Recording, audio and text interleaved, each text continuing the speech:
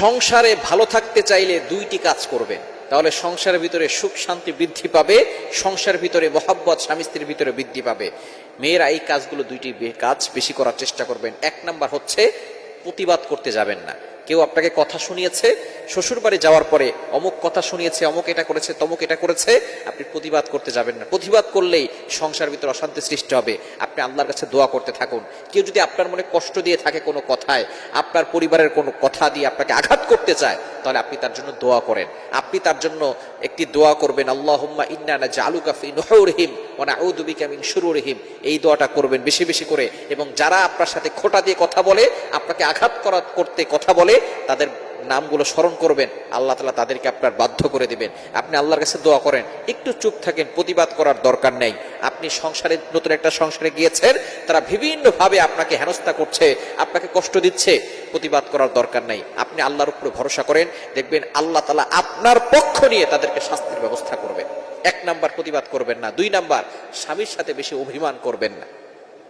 বেশি অভিমান করতে যাবেন না। তুমি আমাকে একটা শাড়ি কিনে দিলে না কেন, তুমি আমাকে ঘুরতে নিয়ে গেলে না কেন, এই ধরনের কথা বলে স্বামীর সাথে বেশি অভিমান করবেন না। অতিরিক্ত অভিমান করাতে সংসারের ভিতরে অশান্তির সৃষ্টি হয়। সুতরাং এক নাম্বার, প্রতিবাদ করবেন না, সংসারে সুখ শান্তি বৃদ্ধি পাবে। দুই নাম্বার, বেশি অভিমান করবেন না, সংসারে সুখ শান্তি আসবে। আপনি আল্লাহর উপরে ভরসা। সংসারে ভালো থাকতে চাইলে দুইটি কাজ করবেন, তাহলে সংসারের ভিতরে সুখ শান্তি বৃদ্ধি পাবে, সংসারের ভিতরে মহব্বত স্বামী স্ত্রীর ভিতরে বৃদ্ধি পাবে। মেয়েরা এই কাজগুলো দুইটি কাজ বেশি করার চেষ্টা করবেন। এক নাম্বার হচ্ছে প্রতিবাদ করতে যাবেন না। কেউ আপনাকে কথা শুনিয়েছে, শ্বশুর বাড়ি যাওয়ার পরে অমুক কথা শুনিয়েছে, অমুক এটা করেছে, তমুক এটা করেছে, আপনি প্রতিবাদ করতে যাবেন না। প্রতিবাদ করলেই সংসার ভিতরে অশান্তি সৃষ্টি হবে। আপনি আল্লাহর কাছে দোয়া করতে থাকুন। কেউ যদি আপনার মনে কষ্ট দিয়ে থাকে কোনো কথায়, আপনার পরিবারের কোনো কথা দিয়ে আপনাকে আঘাত করতে চায়, তাহলে আপনি তার জন্য দোয়া করেন। আপনি তার জন্য একটি দোয়া করবেন, আল্লাহুম্মা ইন্না নাজআলুকা ফি নুহুরিহিম ওয়া নাউযু বিকা মিন শুরুরিহিম।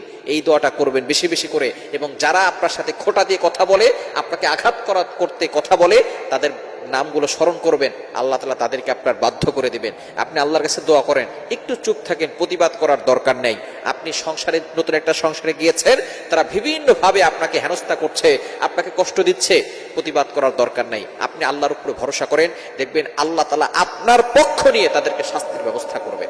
এক নাম্বার, প্রতিবাদ করবেন না। দুই নাম্বার, স্বামীর সাথে বেশি অভিমান করবেন না। বেশি অভিমান করতে যাবেন না। তুমি আমাকে একটা শাড়ি কিনে দিলে না কেন, তুমি আমাকে ঘুরতে নিয়ে গেলে না কেন, এই ধরনের কথা বলে স্বামীর সাথে বেশি অভিমান করবেন না। অতিরিক্ত অভিমান করাতে সংসারের ভিতরে অশান্তির সৃষ্টি হয়। সুতরাং এক নাম্বার, প্রতিবাদ করবেন না, সংসারে সুখ শান্তি বৃদ্ধি পাবে। দুই নাম্বার, বেশি অভিমান করবেন না, সংসারে সুখ শান্তি আসবে। আপনি আল্লাহর উপরে ভরসা